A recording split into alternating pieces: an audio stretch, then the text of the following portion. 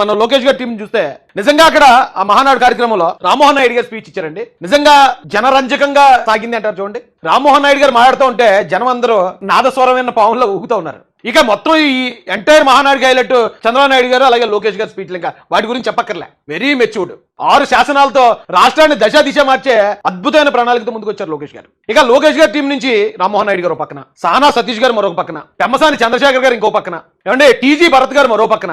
వాళ్ళు మాట్లాడిన విధానం చూస్తా ఉంటే నాకు వీళ్ళందరూ నాయకులు కూడా ఎంత హంబుల్ గా ఉన్నారంటే, వాళ్ళు నిజంగా వాళ్ళ కేడర్ చూస్తే అయ్యి వాళ్ళ రాజులతో సమానమే. కానీ ప్రతి కార్యకర్తతో వాళ్ళు మాట్లాడే విధానం కానీ, వాళ్ళ వెనకాతల అవినీతి బ్యాక్గ్రౌండ్ లేకపోవడం కానీ, అంత స్పీచ్ ఇచ్చారు, గంటలు మాట్లాడారు. ఒక్క బూతు పట్టుగా కూడా దొరలేదండి. జగన్మోహన్ రెడ్డి గారిని కానీ, వారి ఇంట్లో ఉన్న మహిళలను కానీ, లేదా వైసీపీ నాయకులను కానీ ఒక్క బూతు మాట కూడా మాట్లాడకుండా ఈ రాష్ట్రానికి దశ దిశ నిర్దేశం చేశారు.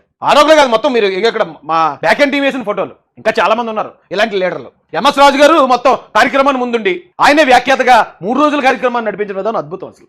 ఏమంటే మా పరిటాల శ్రీరామ్ గారు, పరిటాల రవి గారి కుమారుడు, వారసుడు, బీటెక్ రవి గారు దడదలు ఆడింతాడు. అక్కడ పులివెందుల్లో జగన్ మీద పొడి చేస్తాడు, జగన్ కి కౌంటర్ ఇస్తాడు. అక్కడ తెలుగుదేశం పార్టీ జెండాని రెపరెప ఆడించగలిగిన దమ్మున్న నాయకుడు అండి మా మినిస్టర్ గారు వాసంశెట్టి సుభాష్ గారు. ఒక సామాజిక వర్గానికి, ఒక బలమైన సామాజిక వర్గానికి ప్రతినిధి ఆయన.